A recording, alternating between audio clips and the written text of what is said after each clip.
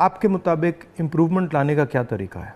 देखिए, सबसे बेसिक सवाल है कि किसान को उसकी फसल का दाम सही नहीं मिलता है और उसके चलते वो हर साल गरीब होता जाता है। जो एक फसल का दाम पिछले साल था, खाद का और बाकी चीज़ों का जो दाम था, उसकी तुलना में इस साल में और फ़र्क हो जाता है।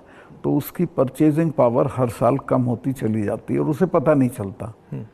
ही डजंट नो कि मैं गरीब हो रहा हूँ, लेकिन वो गरीब हो जाता है क्योंकि उसके जितना एक मन गेहूं में पिछले साल खाद खरीद सकता था, इस साल नहीं खरीद सकता। इस साल ज़्यादा गेहूं देना पड़ेगा। तो वो जो उसकी परचेजिंग पावर कम होती है, उसको एहसास ही नहीं है, पता भी नहीं चलता है। तो वो तो मैंने देखा, जब पब्लिक मीटिंग्स में बताते तो कहते हैं हमें तो पता ही नहीं था ये। मैं कहा भाई तुम्हें पता ही नहीं, तुम गरीब हो रहे हो। तो उन्हें सुन के बुरा लगता है। फिर मैं समझाता हूँ, बताओ पिछले साल इतने गन्ने में कितना सामान खरीदते थे, इस साल कितना खरीदते हो।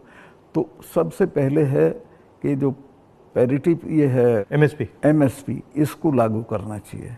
एमएसपी में ये नहीं कि सरकार सारी फसलों का एमएसपी दे, लेकिन एमएसपी करने से बाज़ार गिरेगा नहीं। और एमएसपी है इसलिए कि बाज़ार एक ख़ास जो आपने दाम तय किया उससे नीचे गिरेगा तो सरकार इंटरवीन करेगी। और ये पंडित जी के ज़माने से जो नागपुर सम्मेलन में जवाहरलाल जी ने कराया था ये, कि हम इंटरवीन करेंगे और ख़रीद लेंगे। तो एमएसपी का लागू होना बहुत ज़रूरी है।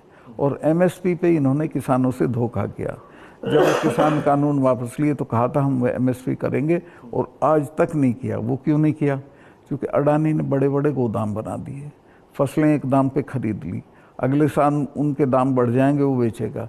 एमएसपी होगा तो किसान इनको सस्ते दाम पे नहीं देगा। तो एमएसपी का होना सबसे ज़्यादा ज़रूरी है। फिर जो उसके लिए आप खाद, बिजली, पानी जो भी सरकार देती है, उसके दामों पे कंट्रोल करना पड़ेगा। वो बेतहाशा ना हो, ताकि वो जो मैंने बताया जो फ़र्क रहता है खरीद बेच का, वो ना हो। जो आप कह रहे थे, ये जो अदानी जी हैं, इन्होंने पूरा जो स्टोरेज का इंफ्रास्ट्रक्चर है अपने हाथों में ले लिया है। इसका इफ़ेक्ट मैंने जम्मू कश्मीर में देखा, इसका इफ़ेक्ट हिमाचल में दिखता है, अलग अलग स्टेट्स में, हरियाणा, पंजाब में। हरियाणा में तो पानीपत में बड़े बड़े गोदाम बना दिए। तो पूरा मतलब इस जो स्टोरेज का इंफ्रास्ट्रक्चर ये कैप्चर कर लिया है। तो फिर जब भी ये प्राइसेस को मतलब ऊपर नीचे फाइन ट्यून करना चाहते हैं, कर देते हैं, तो ये किसानों को मतलब नुकसान, डायरेक्ट नुकसान पहुंचाते हैं। जब तक इनके खिलाफ हल्ला बोल नहीं होगा तब तक सुधरेंगे नहीं, या फिर सरकार बदल जाए। अभी तो इन्हें टोटल प्रोटेक्शन है।